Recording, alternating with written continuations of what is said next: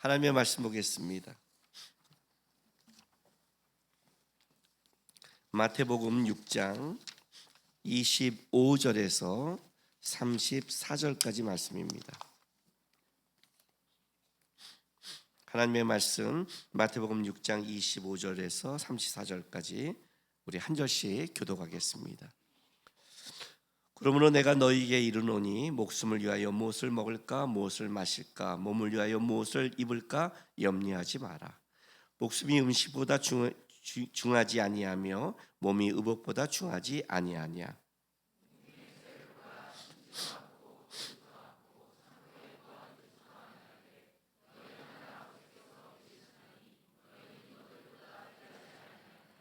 너희 중에 누가 염려함으로 그 키를 한 자라도 더할 수 있겠느냐.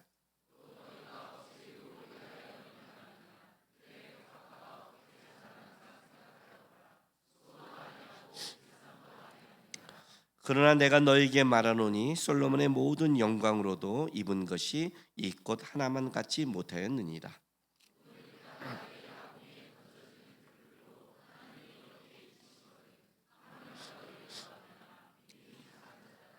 그러므로 염려하여 이르기를 무엇을 먹을까 무엇을 마실까 무엇을 입을까 하지 말라.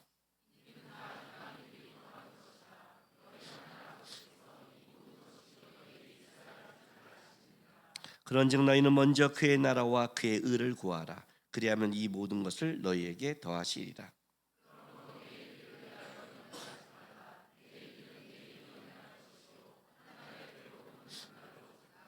아멘.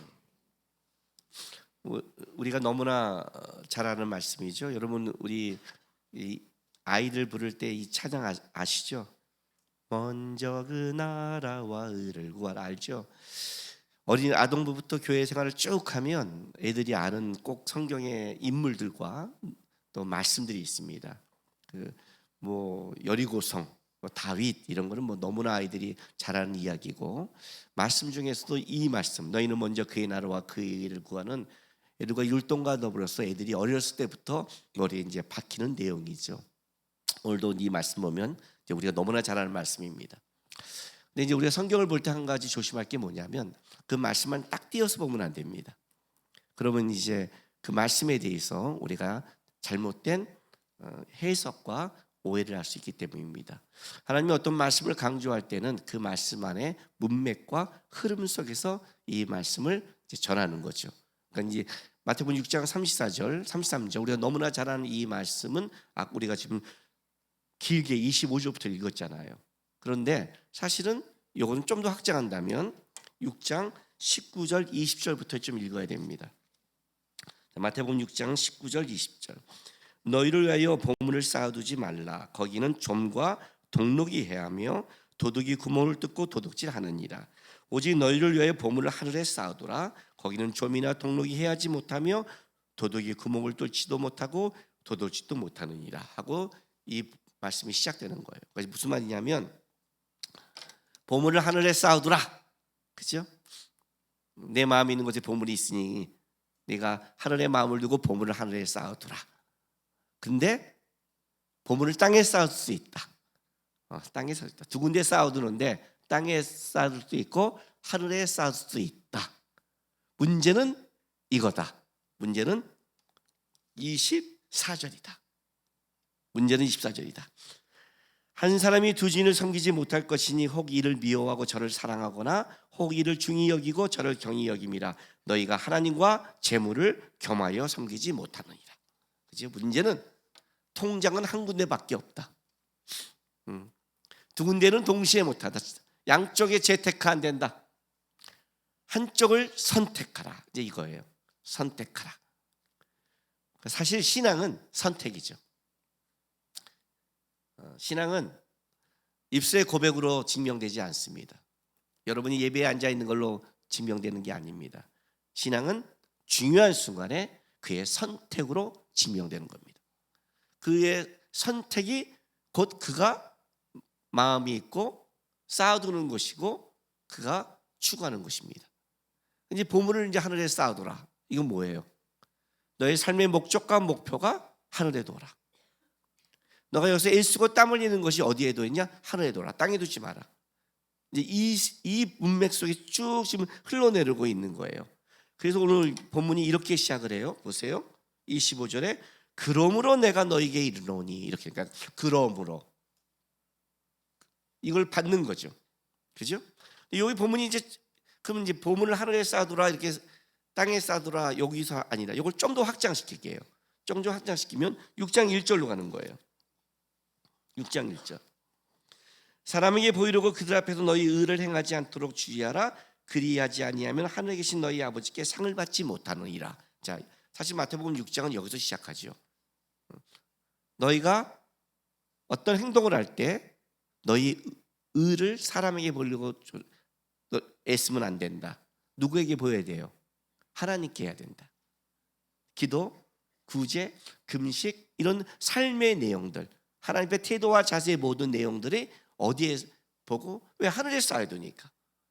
그러니까 이제 이 의라는 내용이 또 나오기 시작했어요. 그러니까 오늘 마태복음 6장 34절도 너희는 그의 나라와 그의 의를 구하라 그러죠. 그의 의를 구하는 게 하늘의 보물을 쌓는 거죠. 이 땅에 자기 의를 구하는 게 땅의 보물을 쌓는 거죠. 그죠? 확장이 됐어요. 조금 더 확장할게요. 여러분, 마태복음 이 5장부터 7장을 뭐라고 그러죠? 우리가 교회에서 배울 때 산상수훈이라고 그러죠. 하늘나라의 가장 복음의 정수를 담고 있어요. 근데 산상수훈은 뭘로 시작하죠? 팔복으로 시작하는 거예요. 하나님께 복을 받는 자들, 천국을 본 자들, 하나님께 국류를 입은 자들, 하나님의 의를 체험한 자들, 그들은 어떻게 살아가야 된다? 땅의 의가 아니라 하나님께 의를 보여야 되고, 먼저 그의 나라와 그의 의를 구하며 그의 목조와 목표는 땅이 아니라 하늘의 보물을 닫고 살아가야 된다가 지금 이 마태복음 6장 33절에 예수님의 이 말씀은 전체 기독교의 복음의 정수를 꿰뚫고 있는 말씀이라는 거죠. 그러므로 하라고 시작한 거예요. 그러니까 이제 여러분들은 선택을 해야 돼요. 오늘 예배 끝나고 나갔어요. 삶 속에, 여러분의 가정 속에. 근데 문제는 이거예요. 하늘의 보물을 쌓는데 어떻게 쌓아야 되지? 땅의 보물은 어떻게 쌓아야 되지? 예배, 하늘의 보물. 놀이동산, 땅의 보물. 그러면 아쉽지만 애들이 놀이동산 가요 그러면 안 돼, 땅의 거야. 안 돼. 그럼 어디 가야 돼요? 교회, 성경학교 가야 돼. 이러면 좀 편하겠지만 그렇지 않거든요. 우리가 사는 가정, 일상, 만남, 당하는 그 일을 통해서 그게 그 자리에서 그게 땅의 보물로 갈 것이냐 하늘의 보물로 갈 것이냐 결정나는 거죠. 딱 나눠진 게 아니라는 거예요. 그죠? 오늘 여가 예배 드린다고 나는 하늘의 보물 아니죠. 예배 드리면서 땅의 보물을 쌓은 자가 얼마나 많은데. 예배 드리면서 땅의 보물을, 왜? 예배 드리면서 자기 의를 드러내면 땅의 보물인데. 예배는 이렇게 되는 거야. 나 예배 잘 드렸어. 내가 드러나면 땅의 건인데, 그렇지 않아요? 여러분, 예배 드리면서 내 옆에 사람 실족시킨 사람이 얼마나 많은 줄 아세요? 차라리 예배 자리를 나오지를 말지. 또 이러면 이 말만 들어요. 집에 가서 여보 난 예배를 드리면 안 될 것 같아. 왜? 나는 말씀이 안 들어오고 뭐하고 당신 때문에 억지로 갔는데 오늘 목사님 말씀이 내가 실족시킨대. 그러니까 안 나면 되대 하고 아내를 실족시키잖아요. 그죠? 예배 드린다 이게 아니잖아요. 모른단 말이에요. 이게 어떻게, 뭐가 하늘의 보물이지? 뭐가 땅의 보물이지? 이게 얼마나 이게 혼란이 되면 이제 마태복음 7장 우리가 뒷부분에 이제 가면 뭐가 나오냐면 너가 주여 주여 하는 자마다 뭐예요? 다 천국에 가지 못한 데가 나와요. 이거 대단한 거예요. 내가 주님 앞에 가서도 내가 상 받을 거 착각하고, 내가 주님 앞에 가서 내가 구원받다고 착각하고 살아가고 있다는 거죠. 그러니까 땅의 보물을 쌓고 있는데 하늘의 보물을 쌓고 있다고 착각한 자가 너무 많다는 거예요. 이게 어렵단 말이죠. 뭐 주님께서 양쪽에 하늘의 보물, 땅의 보물 우리에게 뭐 영적으로 뭔가를 보여줘서 내가 오늘 좀 예배드리고 있는데 예배 잘 드리고 있어 하나님 모시게. 그러면 하늘의 보물이 딸랑 1점. 잘 쌌구나. 오늘 예배드리는데 말씀 태도가 듣는 게 안 듣고 있어. 하나님이 저 새끼가 딸랑 땅에 머물고 아이고 정체는 좋겠죠. 근데 안 그렇거든요. 안 그렇거든요. 그래서 우리가 어떻게 돼요? 땅의 보물을 쌓고 자기 의를 갖고 있으면서도 회개도 안 하고 반성도 안 하고 돌이킴도 없고 더 나아가죠. 이게 어려워요, 신앙생활이. 천국에 가봐야 하는 거예요. 그런데 천국에 가기 전에 하나님은 항상 점검시키는 거예요. 깨어있는 자는 이 점검이 들어오고요, 깨어있지 않으면 이 점검이 힘이 있는 거예요. 그래서 문제가 되는 거예요. 그러니까 선택을 보면 일단 알아요. 나는 어느 쪽을 주로 선택하는 건가? 내가 붙잡고 내가 바라보고 내가 가진 것 쪽에 선택이 가고 있는가? 아니면 하나님이 원하고 하나님이 바라는 걸 선택하는가? 어떤 사건이 터졌어요. 어떤 문제가 터져요. 그 문제를 어떤 관점에서 어떤 목적과 목표를 갖고 선택할 것인가? 하나님이 바라보는 목적, 하나님이 바라는 목표를 갖고 할 것인가? 내가 바라는 목적, 내가 바라는 목표를 할 것인가에 따라 해석이 다르고 방향이 다르고 행동이 달라지겠죠. 그렇죠? 우리가 터지면 알잖아요. 터지면 알잖아요. 여러분 인생사에 여러분이 중요하다고 생각하는 문제 속에 하나님의 문제가 뻥뻥 터지면 그때 뭐가 나와요? 내게 나온단 말이죠. 내게.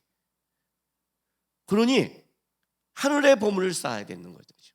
너의 인생의 목적과 목표가 어디를 향해 가고 있니? 라고 묻는 거예요. 거기서부터 시작되는 거예요. 하늘의 보물을 쌓아야 된다. 왜? 땅의 것은 결국 종과 복록으로 녹슬고 하늘의 인정도 못 받고 무너질 것이다. 뒤집어서 얘기할게요. 이렇게 저한테 상담하는 사람들이 있어요. 왜 나는 자꾸 무너지죠? 왜 자꾸 나는 겁나죠? 왜 나는 자꾸 왜 이렇게 되죠? 성경이 뭐라고 말했는데요? 그건 썩을 거니까, 그건 복록이 나니까, 그건 좀이 있으니까, 그건 절대 안정적이지 않으니까, 그것은 무너질 거라고 성경은 얘기하는 거예요. 왜 난 자꾸 무너지면 왜 무너져야 될까? 왜 무너지고 있을까? 왜 여기서 나는 자꾸 내 것이 나오는가를 체크해야죠. 우리는 사람이니까 염려가 들어오고 문제가 들어올 때가 있어요. 그런데 이것이 반복될 때 생각을 해봐야 되거든요. 그러면 체크를 해야 된단 말이에요. 그러니까 오늘 본문도 이렇게 시작해요. 자, 하늘의 보물을 쌓아. 하늘의 목적과 목표를 가지고 살아가라. 자, 25절. 그러므로, 그죠? 그러므로 25절 보세요. 내가 너에게 이르노니 목숨을 위하여 무엇을 먹을까, 무엇을 마실까, 몸을 위하여 무엇을 입을까 염려하지 말라. 이제 땅의 것의 대표적인 건데, 목숨이 음식보다 중요하지 아니하며 몸이 의복보다 중요하지 아니하냐라고 가요. 일단 목숨과 먹을 것과 의복보다 몸이 중요하다고 가기 전에 예수님께서 뭐라고 말하냐면 염려하지 말라라고 말을 해요. 염려하지 말라. 자, 27절 보세요. 너희 중에 누가 염려함으로 그 길을 한 자로 더할 수 있겠느냐. 그죠? 염려가 나오죠. 31절 보세요. 그러므로 염려하여 이르기를. 그렇죠? 34절 보세요. 그러므로 내일을 염려하지 말라. 내일은 내일 염려할 것이요 한날 결은 그날 족하니라. 그러니까 계속해서 예수님이 어떤 거를 설명하기 전에 앞에 뭐라고 먼저 말씀하시냐면 염려하지 말라 이렇게 말해요. 그죠? 자, 염려하지 말라. 이게 뭘까요? 이제 생각 비워. 염려하지 말라 그냥. 야, 내 시험인데 엄마 내 시험 걱정 차. 염려하지 말래. 여보 내일 우리 저기 월세 내야 돼. 염려하지 마. 염려하지 말래. 그리고 쫓겨나. 주님 염려하지 말랬죠. 염려하지 말라가 생각을 없이 뇌가 없이 살라는 말이 아니에요. 이해돼요? 염려란 이런 뜻을 가져요. 두 군데를 바라보다. 두 군데를 바라보다. 다른 말로 할게요. 마음이 확정되지 않았다. 뜻이 정해지지 않았다 할 때 염려라는 뜻을 써요. 네 마음이 아직도 땅의 것과 하늘의 걸로 갈라져 있다면 염려가 들어오는 거죠. 여러분 예수 안 믿는 제 친구들 만나면요 아주 뜻이 분명해요. 염려하지 않아요. 왜요? 땅의 것에 모든 목표와 목적이 가고 있어요. 어떻게 그걸 취할까? 어떻게 재테크할까? 어떻게 돈을 벌까? 어떻게 명예를 얻을까? 어떻게 가질까? 아주 명확해요. 누가 맨날 헷갈려요? 우리예요. 이렇게 살면 돼? 이러다가 탄을 보다가 또 이렇게 살면 굶는 거 아니야? 또 이렇게 살다가 이렇게 살면 또 세상적인 거 아니야? 우리만 왔다 갔다 해요. 사실은 세상 사람 염려 안 해요. 만나보세요. 자네 시키면 주먹을 믿어라. 걔네들은 정확해요. 그럼 여러분이 이렇게 말해죠. 아니야, 하나님 믿어야 돼. 그 말 못하잖아요. 우리는 돈도 말하지 못하고 하나님도 말하지 못하는 거예요. 왜? 나눠져 있으니까. 너희가 나눠져 있으니까 불안하잖아. 너가 떨고 있는 게 뭔데? 하늘의 것과 땅의 것을 동시에 바라보잖아. 안 그래? 문제 터져보세요, 여러분. 땅의 사람 정확해요. 법정으로 딱 가면 돼요. 땅의 것은 돈 딱 받으면 돼요. 배상 받으면 돼요. 인정받으면 돼요. 내 거 들어오면 돼요. 우리는 어떻게 해야 돼요? 재판하지. 재판하면 하나님이 또 사랑이 아닌데. 근데 속에서는 그렇다고 그냥 놔두면 안 되잖아. 어떻게 할지 모르겠죠? 왜? 뜻이 안 정해지니까. 둘 다 얻고 싶으니까. 그래서 먼저 이렇게 시작하는 거예요. 하늘의 보물과 땅의 보물이 있는데 그러므로 너희는 뭐예요? 먼저요? 뜻이 정해져야 된다는 거예요. 뜻이 정해지지 않으면 평생 염려하게 된다. 마음이 확정되지 않으면 그 자체부터 불안이 시작된다. 안 그래요? 뜻이 정해지면 끝나는 거 아니에요? 내가 이 여자랑 결혼하기 딱 마음 먹으면 모든 여자가 다 사라지는 거 아니에요? 내가 이 직장에 들어가려고 딱 하는 순간 모든 직장은 사라지는 거 아니에요? 그렇지 않아요? 내가 이렇게 하나의 빠기로 결정한 이상 남의 건 다 포기하는 거 아니에요? 왜 스물스물 올라오세요? 딱 결정하고 왜 올라와요? 포기하지 않았으니까. 내려놓지 못했으니까. 땅의 것에 미련이 있으니까. 그 얘기를 하는 거예요. 왜 니네가 하늘의 볼과 그 목적과 목표에 달려가지 못하니? 염려하니까. 두 군데로 갈라졌으니까. 그래서 이제 예를 들어주는 거예요. 하나님이, 예수님께서 두 가지 예를 크게 들어줘요. 자, 보세요. 25절 다시 갈게요. 25절 26절.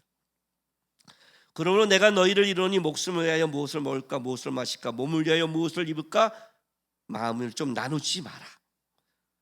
목숨이 음식보다 중요하지 아니면 몸이 의복보다 중요하지 아니하냐. 공중의 새를 보라. 심지도 않고 거두지 않고 창고에 모아 들이지도 아니하되 너희 하늘 아버지께서 기르시다니 너희는 이것들보다 귀하지 아니하냐. 너희 중에 누가 염려함으로 그 길을 한 자라도 더할 수 있겠느냐라고 그래요.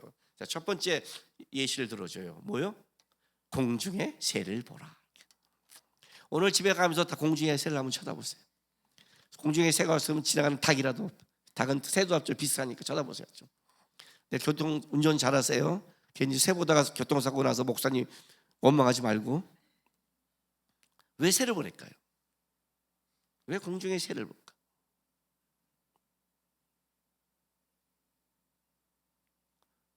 걔는 알아서 잘 먹어서. 새가 적금 드는 거 맞니? 새가 재테크하는 거 맞니? 새가 통장에 드는 거 맞니? 오늘 이 6장 34절에 그지요. 그날 일은 그날 족하다 굴지요. 새는 그날 일에 족하게 살아가요. 백합화를 봐라. 걔가 어떻게 살아가는 거 맞니? 어떻게 살아가니? 뭐가 중요한지 모르니? 그러면서 이렇게 해요. 목숨이 이렇게 들어가죠. 그죠? 새를 얘기하면서 목숨이라는 단어가 나왔어요. 배란간. 왜? 자, 이 단어는 창세기 2장 7절로 갈게요.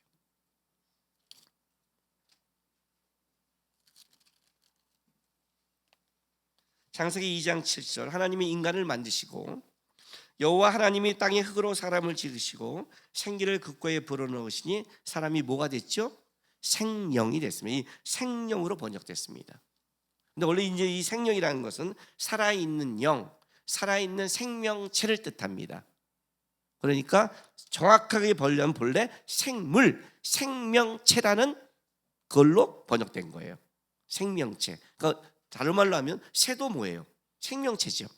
그러니까 같은 의미예요, 사실은요. 원래는. 그런데 인간에게는 조금 다른 표현을 썼어요. 인간은 생명체는 생명체인데 새와 다른 생명체 어떻게 해요? 흙을 만드시고 거기에 하나님의 생기를 넣어줘요. 그리고 나서 생명, 영적인 존재가 되는 거예요. 비교시키는 거예요. 목숨이라는 건 뭐냐면 죽는다, 아닌다, 생명이 끝나면 끝나지, 그렇지? 내가 내 몸보다 내가 뭐 죽으면 끝인데 이런 단순한 걸 넘어서서 너희의 존재는 영적인 존재라는 거예요. 새와 다른 존재라는 거예요. 여기 오늘 그 27절 너희 중에 누가 염려함으로 그 키를 한 자라도 더할 수 있느냐. 그 키 앞에 여러분 성경책 앞에 이렇게 가로하고 2라고 하고 가로가 써 있을 거예요. 그 성경책 갖고 있는 사람 있어요? 있죠. 그 2에 쭉 가보세요. 뭐라고 써 있어요? 그 성경에 목숨이라고 생겨 있죠. 이건 목숨이란 뜻도 있는 거예요. 의미가 이거예요. 네가 염려함으로 네 생명, 목숨을 할 수 있겠느냐? 할 수 있겠어요? 우리가 알잖아요. 결국 우리는 죽음 앞에 쓴다는 것을. 우리 모두가 언제는 한 번은 의사한테 가서 이런 말을 들을 거예요. 얼마 남지 않았습니다를 모두가 다 들을 때가 와요. 그렇죠? 목숨을 마무리할 때는. 그러면 이런 거예요. 조금만 더 연장하면, 조금만 더 했으면 우리 힘으로 될까요? 가능할까요? 그 생명의 뜻이 있을까요? 아니라는 거예요. 하나님이. 너희가 지금 어떤 존재인 줄 아니? 이 땅을 살아갈 때 내 은혜와 내 손길 아니면 지금 존재하고 살아가지도 못했어. 새를 좀 봐. 저 생명체도 존재하는 이유가 오늘 내가 그의 생명을 허락해서 살아가고 있는데 너희는 그와 존재적으로 다른 존재야. 너희는 영적인 거야. 너희는 나와 다른 존재를 갖고 있어. 다르게 만들었어. 그 새도 내가 도운데 어떻게 내가 널 돕지 않겠니? 하늘의 보화로 너희를 내가 초대했는데 어떻게 내가 너희의 삶 속에 내 손길이 없겠니? 그러니 어떡하라? 땅의 것만 좀 보지 마라. 공중에 너보다 하찮은 생명체인 새도 좀 바라보면서 내가 하나님 앞에 다른 존재구나. 존재됨이 다르구나. 나는 하늘을 보물을 쌓을 수 있고 부름받은 존재구나. 여러분 새한테 그걸 준 게 아니에요. 유일하게 우리한테만 하늘의 보화를 쌓을 수 있는 특권을 주셨다는 거죠. 그런 존재라는 거야 너희가. 그러니 땅의 것을 생명체처럼 살지 마. 새도 안 하는 짓 하지 마 그래요. 개도 안 하는 짓 하지 마. 고양이도 안 하는 짓 좀 하지 마. 어떻게 만들어졌고 어떻게 너가 하나님 앞에 존귀하게 만들어졌는데 어떻게 저 새보다 못한 삶을 살아가려고 하는 거니? 하늘의 것을 좀 봐라. 거기에 목표와 목적을 좀 둬라. 이렇게 말씀하시는 거예요. 두 번째 하나님이 어떤 비유를 드냐면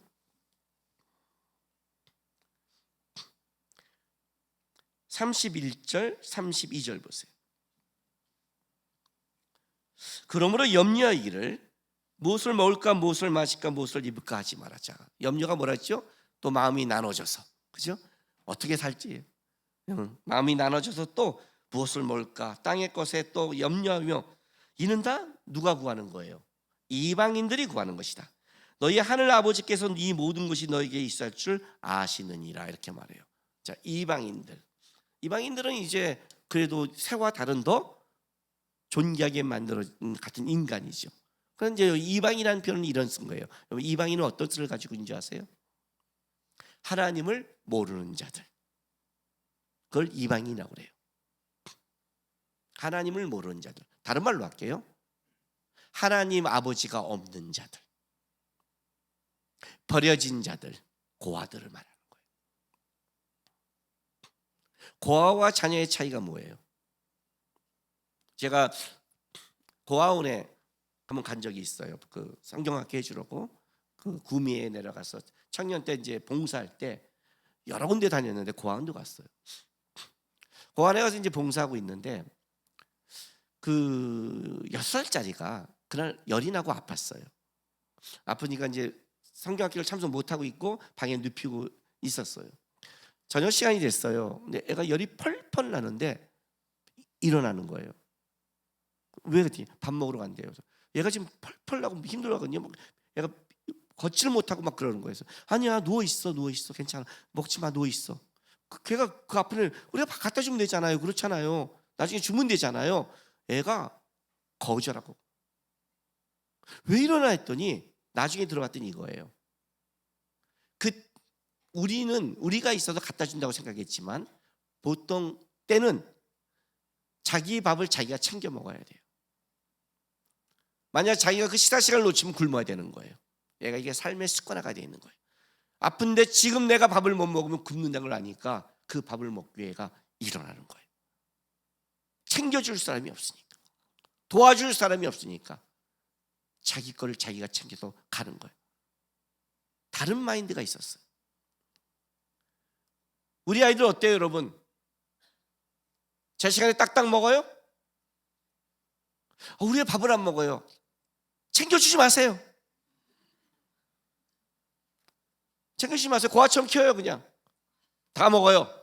못하겠죠. 그러니까 애들이 그래요. 안 먹어. 그게 애들이 못했다는 뜻이 아니라 부모가 있는 배짱이란 뜻이에요. 부모가 있는 배짱은 다른 거예요. 왜? 내가 안 먹은 그만큼 우리 부모가 속상한 걸 알고 있어요. 이 새끼들이요. 그래서 딜을 해요. 지 굶주림으로 딜을 하고요. 인생의 자기 손해를 갖고 딜을 해요. 왜 그럴까요? 내 인생의 손해는 당신의 아픔입니다. 를 너무나 정확하게 알고 있어요. 아마 나보다 못 견딜걸요? 그죠? 예, 그래서 그런 거예요. 그게 부모가 있는 자의 배짱인 거예요. 배짱. 어렸을 때 냉장고에 내가 좋아하는 걸 딱 먹으려고 남겨놨는데 하람이 새끼가 다 처먹었어요. 이거 어딨어? 내가 먹었어? 그러더라고. 당당하게. 야, 이거 아빠 건데 내가 먹었어. 자식은 이런 거구나. 아빠 거를 다 그냥 처먹는 거구나. 그러다가 둘째가 태어났어요. 그래서 어느 날 딱 냈는데 하주가 어딨어? 내가 먹었어. 왜 내 걸 먹어? 그랬더니 하람이가 그때 미안해. 형제는 미안하고 아빠는 당당한 거구나. 저는 아직도 우리 하람이한테 기억하는 낱말이 있어요. 고등학교 2학년 때 하람이한테 이게 충분한데 말을 안 듣길래 사춘기잖아요. 엄마한테 막 하니까 야, 이 새끼야, 생각 좀 해봐. 이 새끼야, 너 아빠가 불쌍하지도 않아? 뭐가요? 야, 아빠는 할아버지 할머니 만나 고생하면서 할아버지는 빚도 갚고 새끼 얼마나 힘들게 산 줄 알아? 그럼 자식이라도 나한테 좀 잘해줘야 될 거 아니야? 그때 할아버지가 탁 쳐다보더니 아빠, 왜? 그래서 아빠가 손해본 게 뭔데요? 뭐? 하나님이 그렇게 주신 거잖아요. 그렇지. 나는 좋은 아빠를 줬는데 왜 저한테 뭐라고 그랬어요? 나는 그런 아빠가 아니 줘서 나는 누리고 있는데 왜 나한테 뭐라고 그랬어요? 하나님한테 뭐라고 그랬어요? 가버렸어요. 고등학교 2학년 사춘기잖아요. 그리고 갔어. 근데 딱 뭐라고 하려고 그러는데 그 말이 맞아요. 그죠? 걔도 알고 있는 거예요. 우리 아빠는 개교도 된다는 것을. 아빠가 있다는 게 뭔데요? 여유가 있는 거예요, 여러분. 애들은 여유가 있어요. 그랬어요. 아빠한테 달려고요. 부모한테 안경 울고요. 부모한테 땡깡 부리고요. 근데 우리는 아빠가 없는 고아 같은 거예요. 내가 다른 말로 할게요. 여러분의 자녀가 여러분을 보면 부모가 있는 사람 같아요? 없는 사람 같아요? 떨고 있잖아요. 고아같이 하잖아요. 그리고 걔네들한테 하나님이 살아계셔 그러면 걔네가 여러분을 보면 얼마나 웃기겠어요.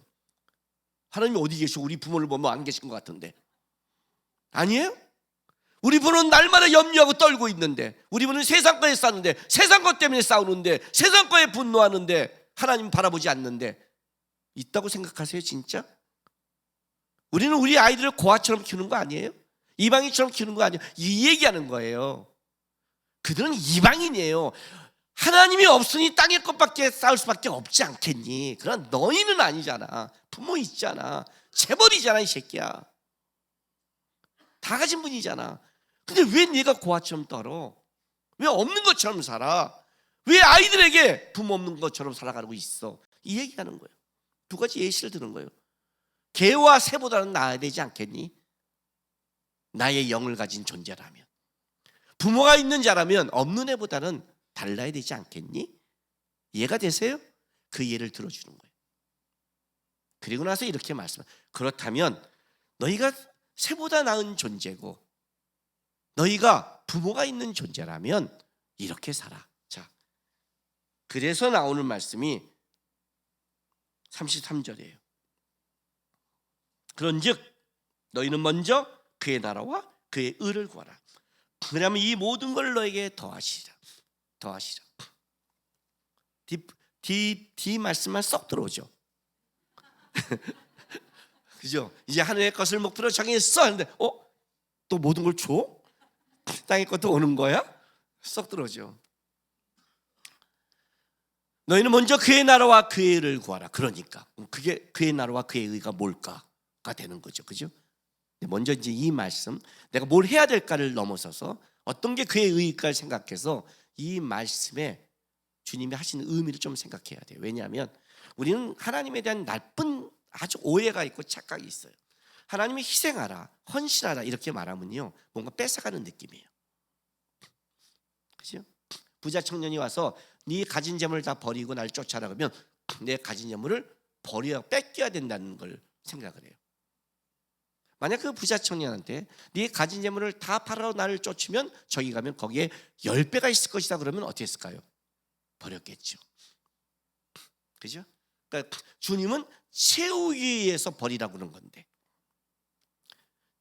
네 그릇이 비워져야 더 좋은 걸 채우는데 우리는 내 눈에 보이는 거를 못 버리고 주님은 꼭 먼저 버리래, 먼저 희생하래, 먼저 헌신하래, 먼저 안 줘 이렇게 말을 하는 거예요. 그러니까 하늘의 보화가 안 보이니 땅의 걸만 갖고 평가하려는 거예요. 땅의 걸로만. 이 말에 오해가 있는 거죠. 어떤 오해? 왜 주님은 먼저 그의 나라와 그의 의를 구하라 했을까? 왜 그랬을까요? 이게 어떤 의미일까요? 저희 교회는 필리핀에 있는 쓰레기산 파에타스를 후원하고 있습니다. 그죠? 현재 17명의 대학생이 나왔고 제가 은퇴하기 전까지 목표는 40명의 대학생을 만드는 겁니다. 이제 17명의 대학생이 나와서 걔네가 그 파에타스 아이들을 가르칠 수 있어서 두 번째 목표로 들어갔습니다. 영어로 된 성경 공부 교재를 만들어서 우리 교회 청년들에게 영어를 할 수 있는 청년들에게 그 말씀을 가르쳐서 그 대학생들만 가서 수련회를 이제 계획하려고 합니다. 걔네를 제자화해서 그들이 제자가 되면 그들이 따로로 가르칠 거 아닙니까? 그렇죠? 그래서 걔네들을 먼저 키우려고 했습니다. 그래서 첫 번째를 어떻게 했냐면 얘네가 쓰레기산에 가서 날마다 10살이 되면 쓰레기를 파먹고 그걸 갖고 내려오니까 쓰레기산을 보내면 안 되는 거예요. 그래서 한 가정에 후원자를 마련했습니다. 35,000원씩을 주는데 돈으로 주지 않고 그거를 먹을 거를 줍니다. 돈을 주면 딴 데 쓰니까 먹을 거를 해서 쌀이나 이걸 35,000원을 해서, 왜냐면 걔가 하루 종일 산에 가서 쓰레기를 파야 1,000원, 2,000원을 버니까 8시간, 10시간 파봤자 그거밖에 못 버니까 아예 35,000원을 딱 먹을 걸 줘서 주고 조건을 답니다. 쓰레기산에 올려보내지 마세요. 그리고 공부를 시키세요. 조건입니다. 35,000원 준다면 다 그 쓰레기산의 모든 사람은 우리가 어떻게 다 감당합니까? 그죠? 그러니까 아무나 하지 않고 공부를 하는데 거기에 반에서 10등 안에 들어야 됩니다. 그 아들만 합니다. 공부하는 애들, 그냥 받는 애가 아니라. 그리고 그 공부해서 하는 애들은 고등학교를 할 때 후원자를 엮여서 어떻게 해야 돼요? 4년 동안 대학 전체 등록금이 600만 원이면 됩니다. 우리는 몇 천만 원 되잖아요. 그러니 1년에 150만 원이잖아요. 우리 중에 마음 먹으면 할 수 있잖아요. 한 사람의 인생을 바꾸잖아요. 그렇죠? 대학을 졸업시켜주겠다 했어요. 처음에는 그 말을 안 믿었어요. 17명이 나왔습니다. 난리가 났습니다. 난리가 났어요. 파에타스에서 이럽니다. 최성우 선교사님 있을 때 빨리 공부해라. 이제 그거 다 끝나면 안 되니까. 교회가 40명이 되면 자립이 되니까. 어쨌든 한 겁니다. 그래서 그들에게 이런 목표를 제가 제시했습니다. 쓰레기 산에 올라가지 마라. 쓰레기를 파먹고 살지 마라. 땅의 것을 먹지 마라. 땅의 것을 파지 마라. 가서 공부해라. 죽어라고 공부해라. 그럼 너의 인생이 가치가 있고 달라질 거다. 다른 인생을 살게 해줄 거다. 조건이었어요. 선택해라.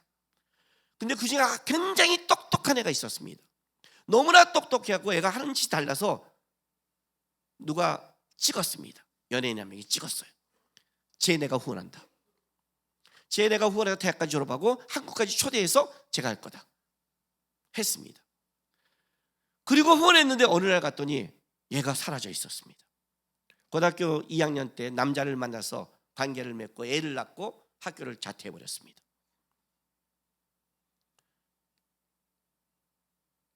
얼마 전에 갔더니 애를 안고 왔습니다. 그리고 쓰레기산에 살고 그 애도 여전히 쓰레기산에 쓰레기를 파먹고 삽니다. 이해가 돼서 이 말이 어떤 의미인지? 주님이 너희 먼저 그의 나라와 그의 의를 구하는 것은 나한테 헌신회가 아니라 우리에게 기회를 준 거예요. 하늘을 쫓을 수 있는 기회, 명예로운 기회, 가치 있는 기회, 땅의 쓰레기를 파먹고 살지 않는 기회. 공부해라요. 공부를 하면 그 당시에는 그게 안 보이죠. 그죠? 안 보인단 말이에요. 초등학교 때부터 중고등학교 때까지 대학까지 안 보이는 거예요.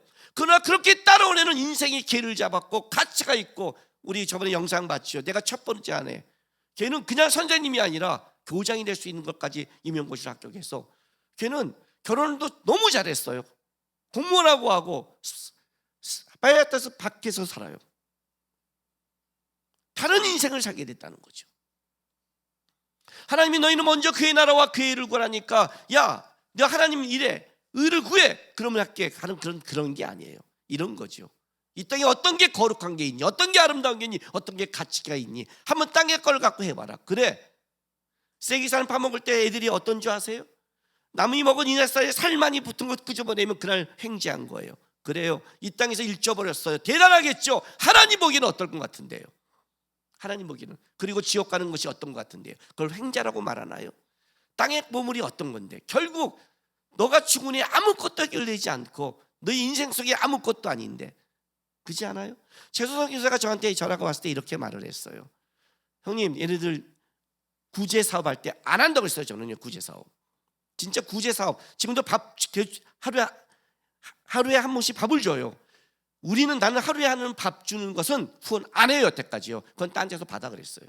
저는 거기 후원 안 해요. 왜? 쓰레기산에서 뭐 10년 살든 20년 살든 그게 무슨 행복이냐 그랬어요. 쓰레기산에서 40년 살면 복 받은 거예요? 나는 일찍 주는 게 복이라고 생각해요. 저는 그래요.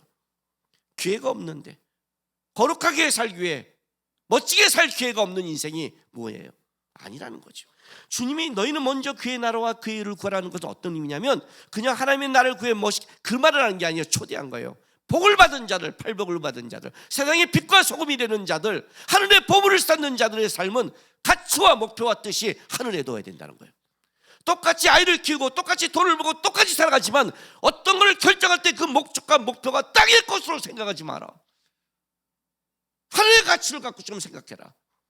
하나님의 눈으로 생각해라. 그렇게 선택하고 결정해라. 그러면 하늘의 복이 쌓일 것이다. 가치가 있을 것이다. 명예로울 것이다. 그 얘기를 하고 있는 거예요.